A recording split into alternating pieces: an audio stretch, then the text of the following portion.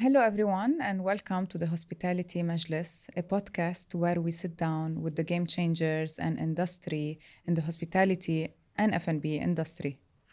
Today, we've sit by one of Dubai's well-known hospitality operator and sustainability expert.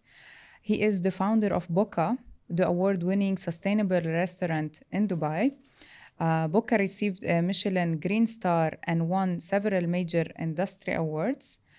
Omar also received the Icon Award from the world's 50 Best Restaurants MENA 2025, as well as the Impact Award at Go and Milo 2026.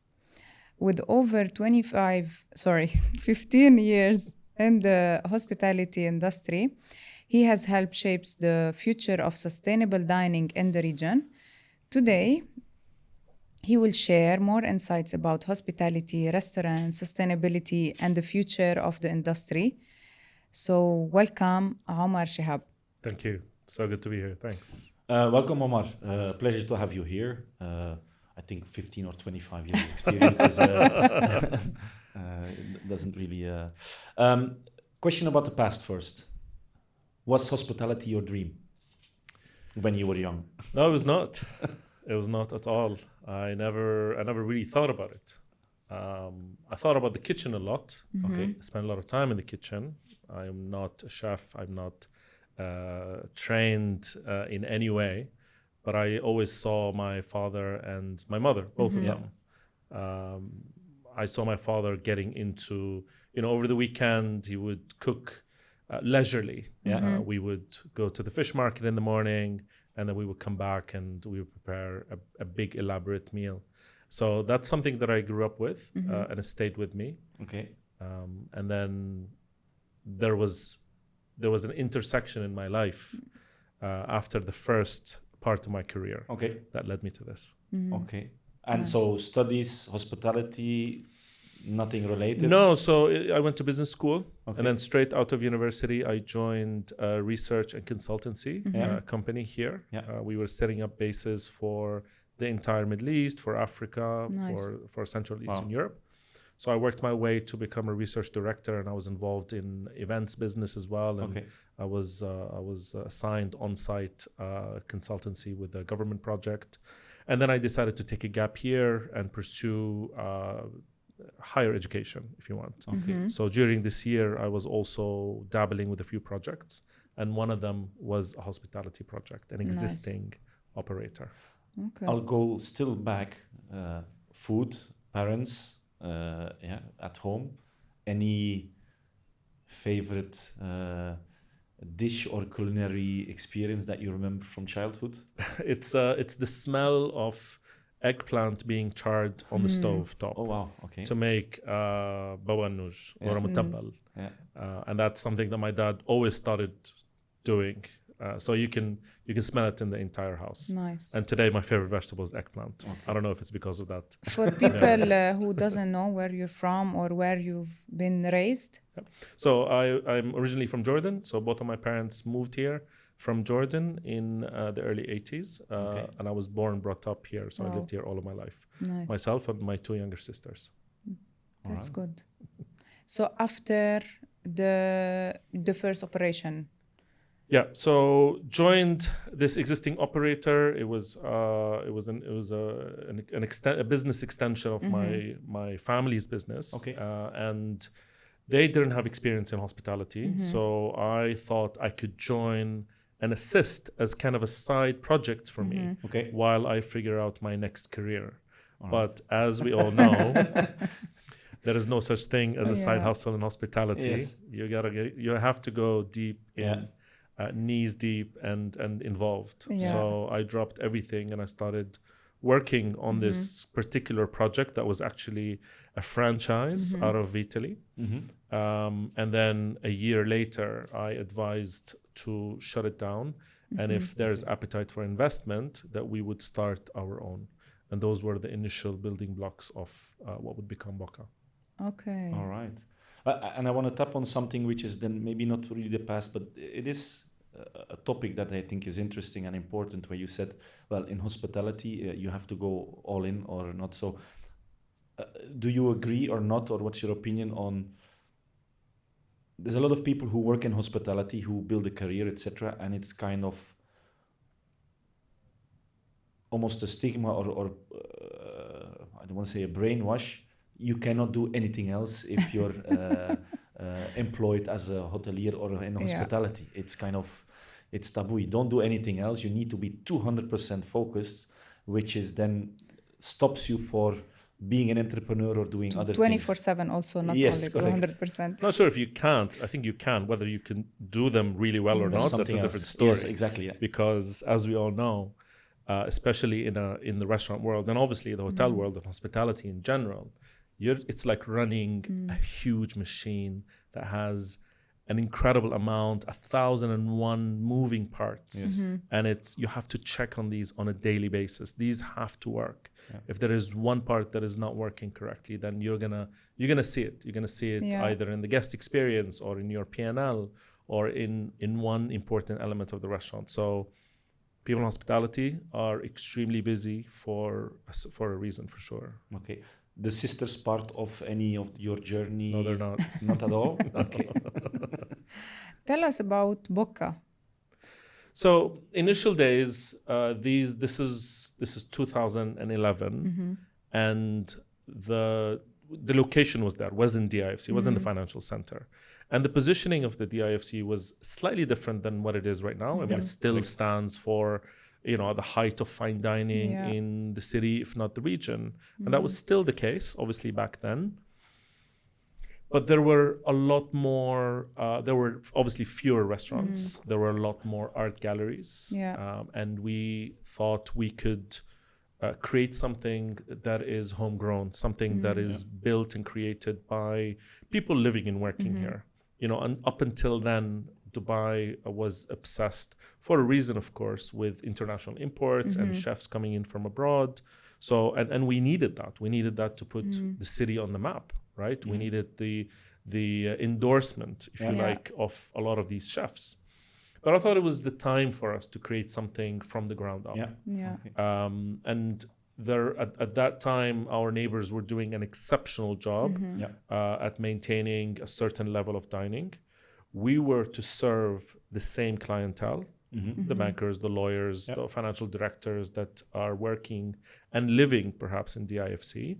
But we can offer them a dining experience that is a little bit less formal, if you like, right? Something that would have them come to us 2-3 times a week rather than waiting to entertain a guest once every 2 weeks. Yes. And people got it. And I remember very, very clearly that in the concept deck that we had at the time, the kind of feeling that we wanted among guests is to bankers who have spent their entire morning in meetings, have skipped lunch, and it's already 4:00. They decide to come down and then sit on the terrace and loosen up their tie and then have a small bite. And it's exactly what happened during the first week. So this is exactly what we wanted to be. That gray area between casual and fine dining. Correct. Pretty much. And a kitchen that is open all day. Obviously, you can't compromise on the quality of food or beverage or service, but you can do it with a slightly more approachable way. And obviously, everything from the fit out to the branding to the food and beverage program had to go in line with all of that. So those were the initial ideas and initial thoughts of the restaurant and the concept. And did you plan to win that much awards for the restaurants? No, never. Obviously, as you all know, and a lot of, our amazing industry colleagues will tell you, you put out the best expression of the concept and you try to translate your direction into that experience. And then the guest will tell you, the guest will decide. And the success will come after, whether it's obviously commercial, which you have to have in order to maintain and sustain, all of these years, but then also kind of, the appeal to the market, and whether you have managed to touch people really and leave an impact. I think this is one of the things that I definitely wanted to do is leave an impact and contribute to this entire industry's growth and maturity. Yeah. Was that then also the key inspiration or drive behind your initial thought of let me open a restaurant? Yeah, I mean, like I said, it was exciting to kind of show the city and the world what would a homegrown concept look like, regardless of the cuisine that we were offering. What would a restaurant that is made in Dubai with a real sense of place, and this is such an important phrase. More and more I see all over the world, and maybe even certain parts of our cities. Dubai is a very modern city, and in a lot of modern cities you will go to high streets or important locations, and you will see the curation or the feeling is very homogeneous. You will see the same restaurants or cafes or retail shops, and you have no idea whether you're in Istanbul or Hong Kong. Absolutely. Yeah. So what would a place that would represent the local culture, the landscape, what grows here, the seasonality looks like, without obviously interrupting the guest experience, offering that fine dining or that premium experience, if you like. Did you take any inspiration from another city, country, or even a brand that you said this is where, or it just came out of no, obviously that's all we all do that, right?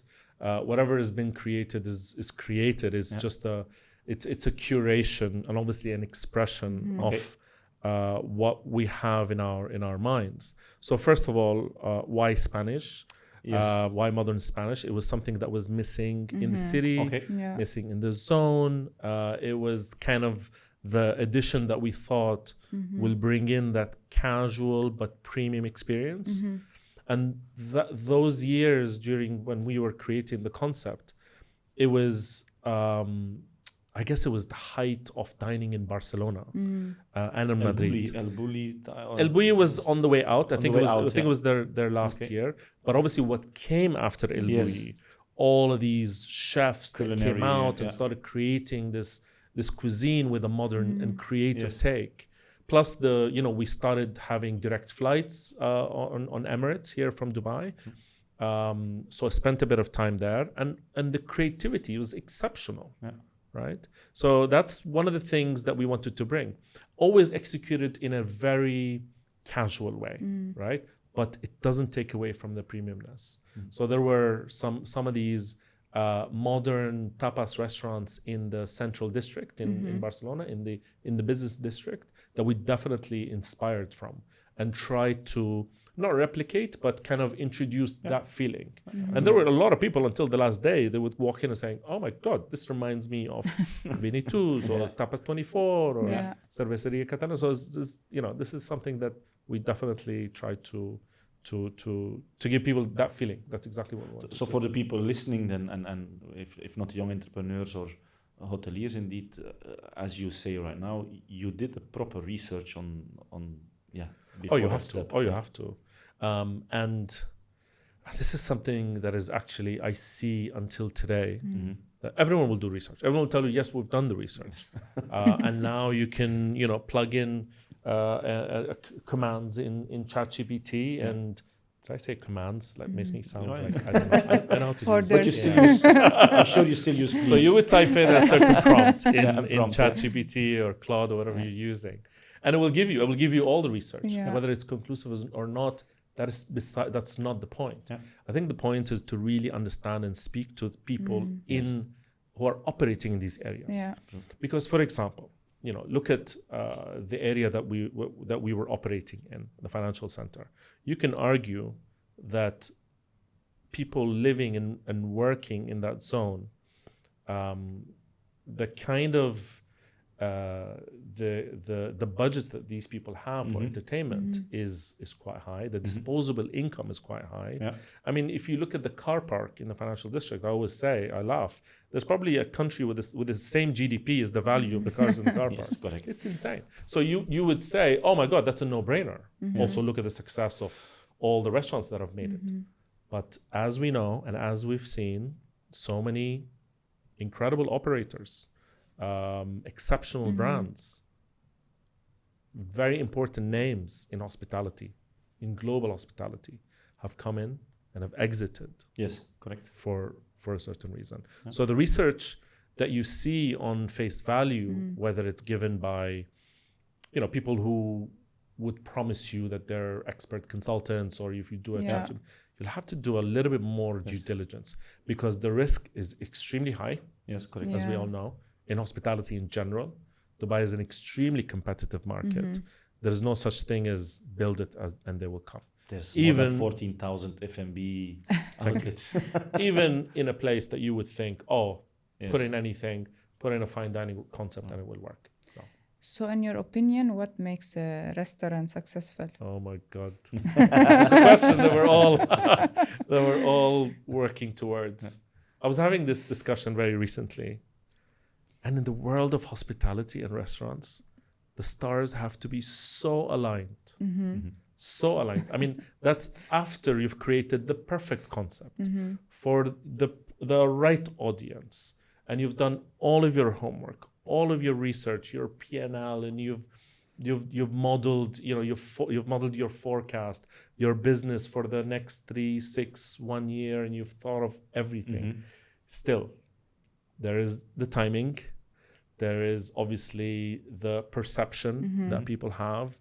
There is what people are going through, and as we all know, here in the UAE, it's people are. What is the best way of describing this? Guests, and all of us, and including me, we're all very fickle. We're all kind of, I don't know. We're moody. Yeah, we're definitely spoiled for choice. Yes, absolutely. Right. We all want to go and experience what's next, what's new, and there are a lot of compelling. Yes. Reasons to go and dine in many restaurants. A lot of our friends in the industry, a lot of new chefs and a lot of upcoming chefs and people who've just had a successful supper club and created a new restaurant, or someone who's come from abroad, or a sous chef that has left an important restaurant starting something new. There's so many exciting things to go and try. Especially in the last 5 years Exactly. I think also our expectation became very high. For sure. Yeah. So any new place open, we find one bad points to judge them and then move to another restaurant and then. Yeah, exactly. But it's something intangible as well. There's something intangible that is indeed. Thank you. And that's what I. You can call it X factor, whatever it is. But there is something. So you'll have to do all your homework and build it correctly and have the right menu, blah blah blah.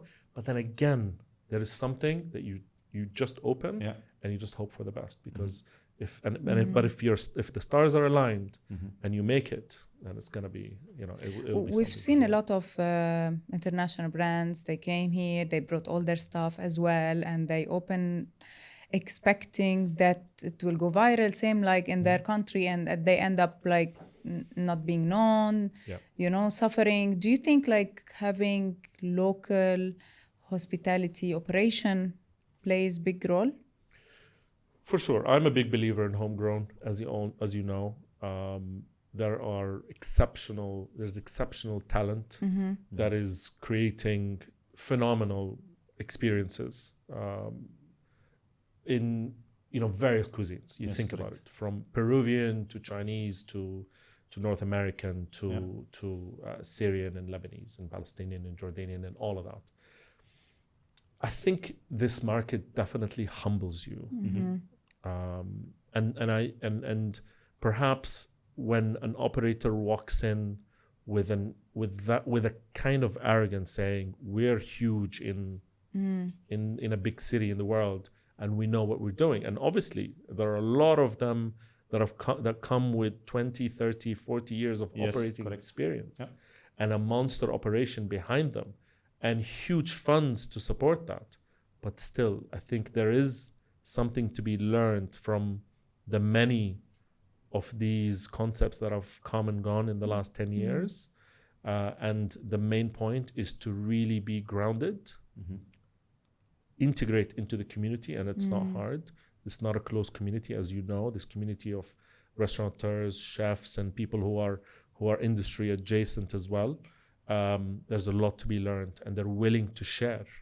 I think if there is something that we gained from COVID is us coming together and just sharing what we're going through, sharing our experience with, with our tenancy contract, or with a supplier, or with a guest, or obviously internally with our employees or staff, or with communication. People are willing to share their ideas and thoughts, and there is something to be learned from this local experience. I'm sure there's a couple of roadblocks you have come across. But what is the oldest one that you still remember that shaped kind of your career, that and we hear it from you talking, that grit and passion is there. Was there something where I still remember that point where I said, hey, wow, and change you as a person or in your career? You know what they say in hospitality, like if something is gonna go wrong, it's gonna go wrong at the wrong time in the wrong place, always. All and everything all at once, right? The law of Murphy. Absolutely. And you face that.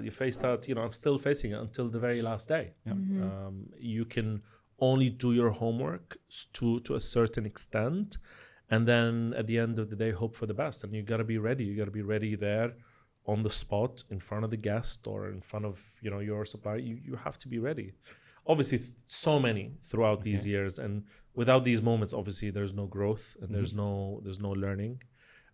Initially, when we were designing the concept, and we finished the branding exercise and moved into the interior design package, and presented it to our landlord, we thought that initial signature was the one that we would take through. But then things changed. After we've submitted for tendering with our contractor, and we had to stop and redesign and resubmit for tendering, an exercise that took us 6 months. I wanted to say how much time did that? So that cost us 6 months of time. During pre-opening already? Exactly, before construction. I think, staying agile, staying obviously true to your brand, to your concept, but also willing to change, because at the end of the day, when you're given a certain space, you're limited with that area, or limited with the amount of power and cooling and chilled water. These are the things that not a lot of people talk about, but these are extremely important for the experience, or the kind of experience, or the number of people that you want to host in your venue. So those are extremely critical things to take care of. But then there's something else, I think, after these 12 years, and this is something what I've learned. We're all able to do that. A lot of us are willing to sort of, tighten up your grip and just soldier on and keep going and keep trying and keep doing. But I think from a business perspective, has to the tolerance for pain has to be set. How long do you keep trying before you decide I need to change completely, or do this or that? Like, I think there needs to be, in that the initial discussion, a very frank and honest two-way with self-reflection, the stakeholders, exactly, with everyone saying, you see it. A restaurant opens, and then there's certain things that are not working, and then you decide to do the immediate reflex is to say, let's throw a free event for this, or let's do a promotion for that. And then it doesn't work. And then you're in summer season. Okay, summer, we wait. And then the new season comes in. And then it would be maybe a year or two before you actually start to think deeper about fundamental issues that you're trying to do. So what I'm trying to say is that I think there needs to be a very frank and honest conversation on where's the red line when we have to make not just cosmetic changes, but fundamental changes in what we're doing. Yeah, but that self-reflection is it's a cliche, but if you adapt faster or act faster, I can imagine. The turnover of restaurants. So let's say when a restaurant open, usually they say it's a 5 years return of investment. What's your opinion about it? Some restaurants are 3, some are 5. When do you stop, or when you decide to continue? Yeah, that's perfect segue to what we were talking about earlier. In Dubai, that's something you can expect. Obviously, people do it in less time than that. People are willing to spend a lot more time, but 3 to 5 sounds correct. Most leases run between 3 to 5 years, and you want to obviously see that entire lease period. That makes absolute sense. And then obviously concepts, because there's a constant movement of new venues and new places. You'll have to make renovation. You'll have to make space for changes, right? Changes in your fit out or in your positioning or a brand uplift. The guest appreciates that a lot, and that guarantees longevity. If longevity is something that you're looking for, because maybe concepts want to come in for 3 years, make a certain amount, and then close shop or change it or move somewhere else. That could be something maybe people should consider. I don't know. So life cycle for a restaurant, you say, how many years?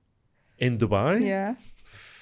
Forget Zuma and I don't know. I mean, the old Cavalli. What would it be? I think depends on location. Depends on location, but people will have to go through their lease period, right? So it's I think it would be dramatic. I'm not saying it doesn't exist, that people will break their lease because it's not going well at all. With obviously there are a lot of these that happen, but I think, what do we say? 3 to 5. And then you need to change the name, change the interior. I think so. A little brand uplift. Still use the data. Give guests something. Give guests something. Listen, there are incredible brands like we know. A lot of the people that we know that have been operating for so long, and they're create their name. They are changing. Yeah, that longevity in F&B is for some of them quite impressive. You got to stay with the time, and because the way that look at this now. Diners in our city in January this year are completely changed. Yes. The way that they're dining out today, right? So what they're thinking, what their values are, their commitments, where they want to go, how much they want to spend, regardless of what demographic they come from or what kind of spend you're usually used to. Yeah. So it's really interesting. Really interesting. People still love brunches. Sure. You said something very interesting about the community, that it's very important to dive in, especially for new brands coming to Dubai. So let's say for the new brands coming to Dubai, and you want to give them some advices of how to enter the community, where they can start, how they can connect. Let's say it's a premium casual brand. Does they have to be going to premium casual other brands, connect with the chef, or what's the strategy? Yeah, I really believe in this a lot. And, there is something about people in hospitality welcoming others in hospitality. We always do this. True. I do this whenever I travel, people that I've not heard of, not from a way of kind of signaling that, we know what you were doing, but I think it's more this kind of camaraderie that we understand what it means to run a restaurant. Yeah. We understand how hard it is share the pain to maintain. Or the success. Yeah. Exactly. Absolutely. Supporting them. I think from that perspective, so if you come in with that mentality and that spirit and say, you know what, I'm going to walk into these celebrated restaurants. And it's not hard to see right now, especially in our city when we have all of these incredible platforms that are celebrating local heroes.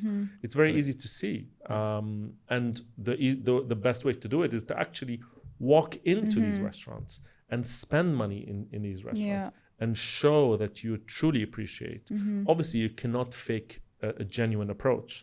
So it has to really come from the heart, from your, if that's something you want to do, that's not for everyone, obviously.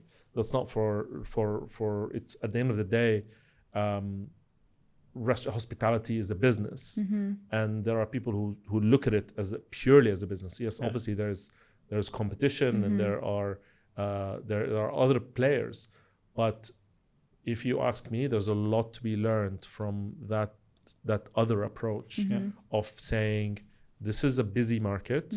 There are people who have cracked certain codes. Not everyone, I think, has cracked every single mystery out there or code out there. So there's something to be learned. There's definitely value to be learned from there. sustainability, produce, has been a big factor in what you have been doing and trying to do.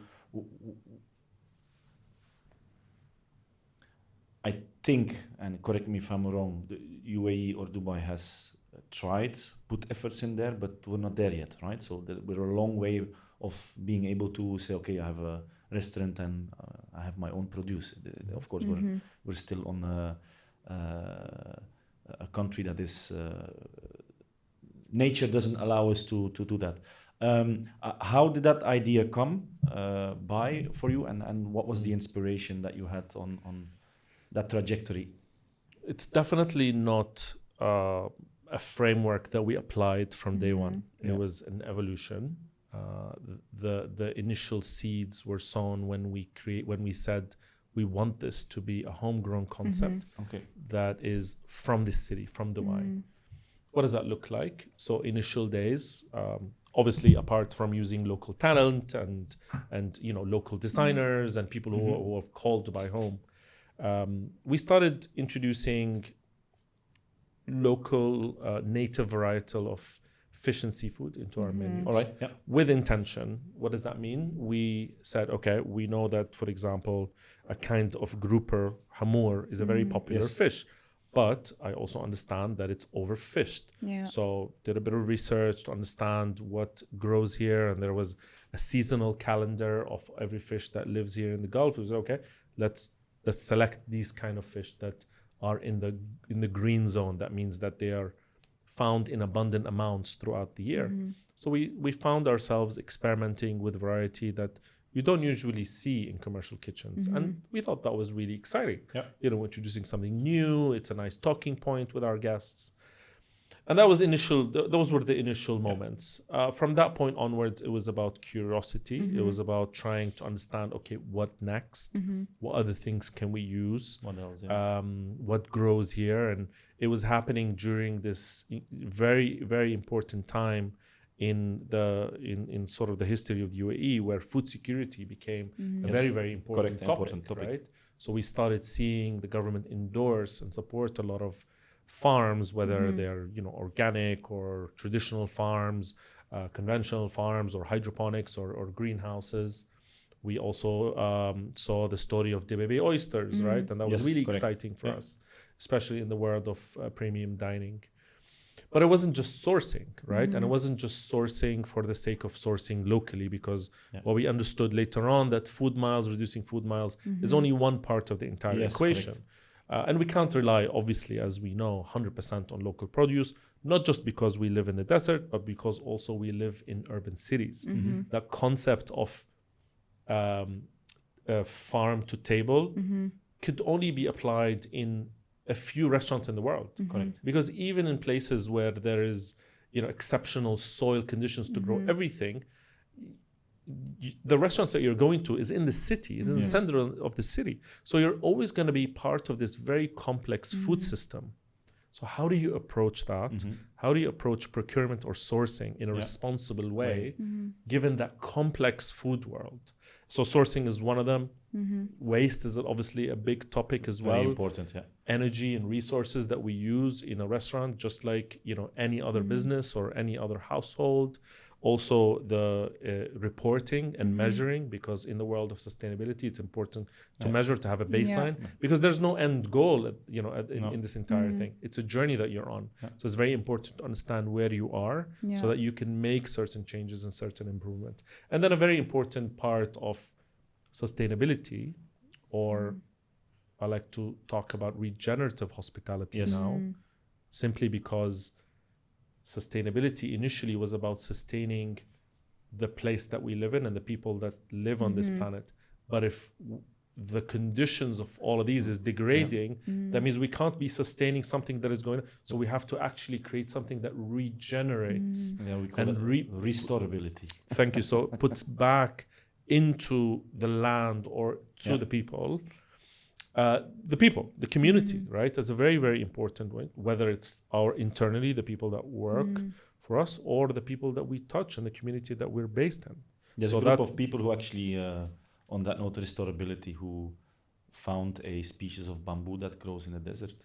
So if that happens, then that's a different ball game as well. That we need to look at. So those were the initial stories, and this is how it ended up today. Are you happy currently where remaining politically correct, where Dubai has evolved in that sustainability on the F&B scene, or can we push it faster, quicker? So Dubai has leaped in terms of positioning itself as one of the leading hospitality destinations for obviously tourism, and to support tourism you need this hospitality industry that offers exceptional service and food quality and hospitality in general at exceptional value. It was very important that we go through this exercise to build spaces and communities and structures that will attract that. That might not sort of be the first thing that you think of when you think of brand Dubai. And the city understands that, and the leadership understands that. That's why there's tremendous focus right now on supporting homegrown, on supporting the restaurants and the restaurateurs and the chefs and the people who are championing this. We understand the problems that we specifically have here, because sustainability for us and regeneration for us here in this country looks extremely different when you look at Denmark or Singapore or the US. We have our own challenges, and this is where you can drive real impact. So what is the challenge really? Obviously, water scarcity is extremely important. The land, less than 2% of the country is arable. We have access to 1,318 kilometers of coastline overlooking 2 oceans. We have more coastline than land borders. So we have all of these challenges and all these opportunities, all these spaces. We have obviously the commitment of the leadership to make something out of this. We have scientific centers like the International Center for Biosphere Agriculture. We have a Ministry of Environment and Climate Change. There are exceptional farms that have set up here from all sorts. So it has evolved a lot in the last year. So it's evolved a lot. Now I think is the time to have a common understanding of what regenerative means for us, given our own challenges, so that we can all move with the same direction and the same energy and have the same understanding. Because at the moment, I think sustainability, that word, is being thrown out very loosely. And it means different things to different people. We need to have one common understanding, what it means for us, and then map out the landscape to understand the real seasonality, to understand the real challenges, so that we can find these solutions. One of them, for chefs who might not know, in Al Quoz you have an entity called Refarm, and they have a growing tower, so they grow now edible flowers, which is done 4 times as fast as it would be even growing in nature. And requested in all fine dining restaurants also. Absolutely. I also order it in my home. And also there is the flame tree. Now they they launched it.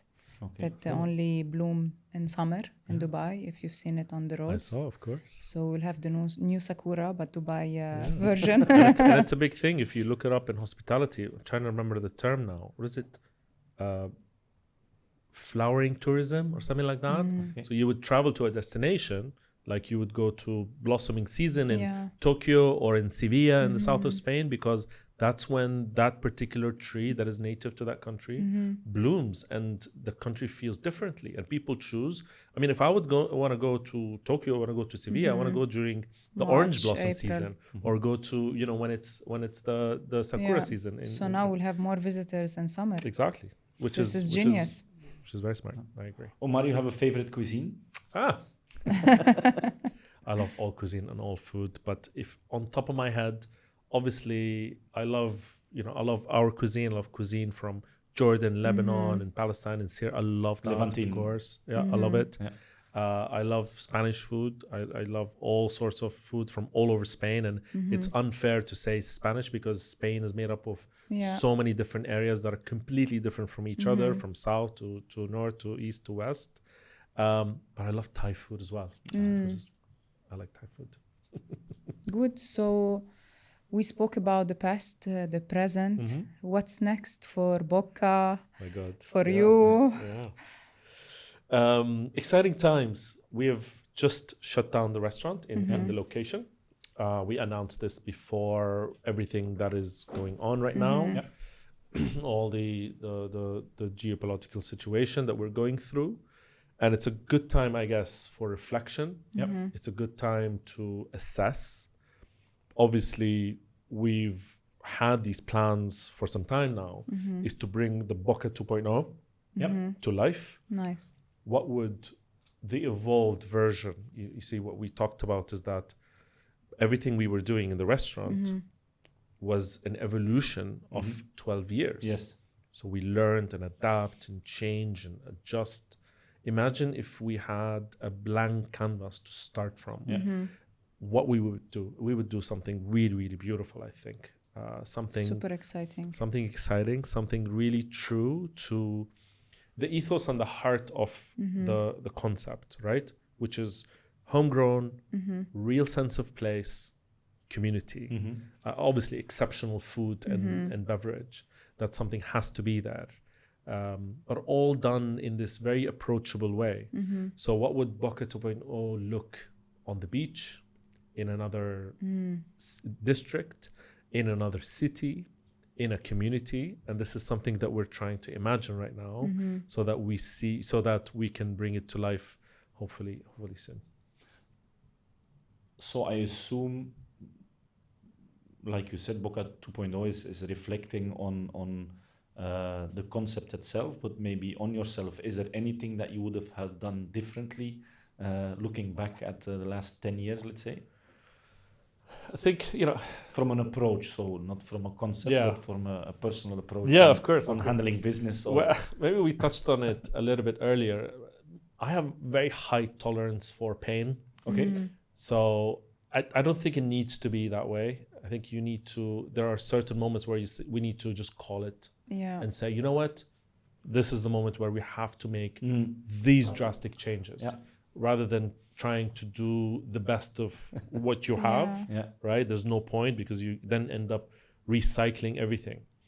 Obviously, there's a certain, for example, if you're setting up a new kitchen and you can't go in and saying, I want the best equipment in the world, I want every single piece.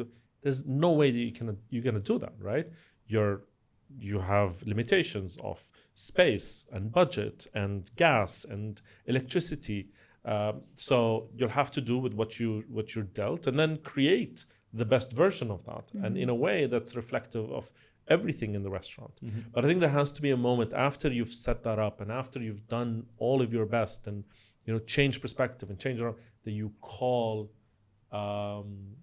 you say, you know what, now's the moment to make a lot bigger changes. Would that come with we can call it self-reflection, but asking your peers, friends, etc., also for feedback and input? Yeah, so important. It's so important. And it's not, there is, this is such an important exercise, but we don't spend, I don't think we spend enough time doing that. Usually when, you're opening a restaurant, there's opening night and everyone comes and you ask for feedback, and it's like, oh, great. Oh yeah, maybe change that. But, there's something about sitting in a smaller group and actually sitting down and dining yourself, whether you're a chef or a restaurateur, and really feeling it firsthand. There are these unspoken cues that you will feel it. You will definitely feel whether the service feels natural or forced. You will feel, a certain element of the dish that's missing, whether it's a texture or a seasoning or a flavor. You will feel whether that plate fits that dish or that price point, only when you're sitting in different groups. And this is something that I did a little bit later in the process, where I started, hosting multiple smaller groups of people that I respect their opinion. Yeah, exactly. So there is a lot of value in that. Obviously, it's time consuming. It's something that needs a lot of patience. And it's something that doesn't necessarily happen in a week or two. And as an owner and business entrepreneur, putting your ego on the side as well. Thank you. Which is very hard in our industry, as you know. We spoke about Boca. What's next? What's next for you? Thank you. Again, everything that I have learned and done in that space, I'm also trying to evaluate the impact that I want to bring over the next 15 years. We've done 15 years of this, and we created, I think we were able to touch people and contribute to this development of this industry. I'm evaluating my role as well to bring big impact on a larger scale. Your legacy. I think if we're able to bring in a lot of this value in this one space, imagine if we're able to apply it across a big development or a series of venues or a destination, what would that look like? I think these are the things that I'm starting to think of, is to bring impact on scale for this industry. So what's the future of hospitality, in your opinion, in the coming 10 or 15 years? How do you see it locally, internationally? Yeah, no, oh my God, this is like amazing questions, actually. I think about this right now, especially in the moment that we're in. I think about this a lot. And I first of all wish that we would become a lot more resilient, where we no longer have to be the first people to suffer when something like this happens. Yes. Right? Why do we have to be almost on the front line? Yeah. But I understand why, because we create these beautiful spaces with certain expectation, and this is a tough market, and this is a tough industry, and the margins are extremely thin. So it's very rare that that businesses will have that sort of buffer zone or a safety net to help them navigate. This is obviously exceptional times, and there's a lot of uncertainty, and we don't know. There's the big question mark on the timing of things, but still, we're the first people to be hit. So how can we build better is the question that I'm trying to ask myself. How can, when we emerge from all of this, and yes, we will, this city has proven over and over throughout the decades that every interruption will be overcome, and then we will evolve stronger as a nation overall. But how can we get stronger as an industry?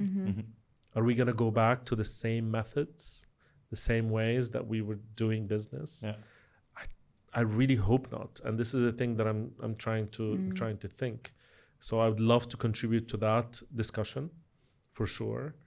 I really just hope that all of this work, because I know, and we all know, how much work goes into creating restaurants. And it's not just the hours that are spent in the kitchens on the floor. It's the compromises that you make with your families, with your loved ones, with your daughters and sons and fathers and mothers. So how can we make that worthwhile? Not just in terms of personal reward and recognition and satisfaction after you've delivered. We all have that. We all have that passion. But can we have better conditions? Can we have less of a compromise and more of a value? I think there is something to be done here from a cultural perspective. Let's face it, in this part of the world, and obviously many parts as well, it's not necessarily the industry that you dream for your kids to go into. No. Right? I mean, there's a list of things that my mom wanted it to be in, and this would have been... Yes, correct. So I think there is something to be said there. That culturally, when this profession and this industry is seen as a much more respected career, and you don't have to be an award-winning chef to be that, because not everyone can do that. Not everyone has to do that, to be honest. So only then that maybe the industry will change, and people's perspective will change, and people's value when they understand why things cost what they cost in a restaurant. I think maybe that's when things will change. Future-wise, Dubai, do you think we have at this stage enough restaurants? it's obviously linked to this, but we are in a place that supports trade, and there will never be a trade limitation on, the number of restaurants that you open. So, and this obviously makes it extremely competitive, and that's why we're so spoiled as well, because now we have exceptional restaurants. Yes. These people who make it here can make it anywhere in the world. And obviously we've seen that. Correct. We've seen how brands have been now exported gone from Dubai to the world. It's because of that. But people outside of our industry don't see it. People outside the industry do not see that pain, that there's a lot of us. Yes, correct. And it's a simple supply and demand. There's 24,000 went and 1,000 came in. Restaurants and F&B spaces. So you think we are at a saturation, or it's because in hotels it's different and it's a little bit easier because indeed we have the number of keys and it's kept in control. Abu Dhabi 30,000 rooms with a plan to have 35,000, and it's kind of regulated. Back in the days, no more five-star hotels to be added. Correct. Restaurants is not the case, so it's but why wild can't we start talking about number of seats, right, rather than number of restaurants? Because let's face it, the average restaurant that opens in Dubai was like 150, 200 seats. Yes, correct. We've seen that, right? So the moment that we stay, I think it's a perspective shift and a change, saying, let's look at how many seats exist in the city versus the number of diners. Absolutely. Let's look at the zones. Let's look at seasonality. Let's be a little bit realistic here. Yeah. But then again, Dubai is open for business, and there are a lot of operators from all over the world that want to set up shop. So if they want to come in and, inject their hard-earned money in cash here, I don't think anyone's going to say no. The IFC 2 coming up very soon. That's right. Super exciting for Boca 2.0 and for your upcoming plans that you will reveal soon. I hope so. I believe, do you have any other question? No. It was fantastic to have you. Thank you for all the stories, for all the advices, and thank you for being on the show. Absolute pleasure. Thanks for having me. Thank you very much, Omar. And for everyone who was with us today, thank you. And if you like the show, please don't forget to follow, like, and share Hospitality Majlis. Thank you.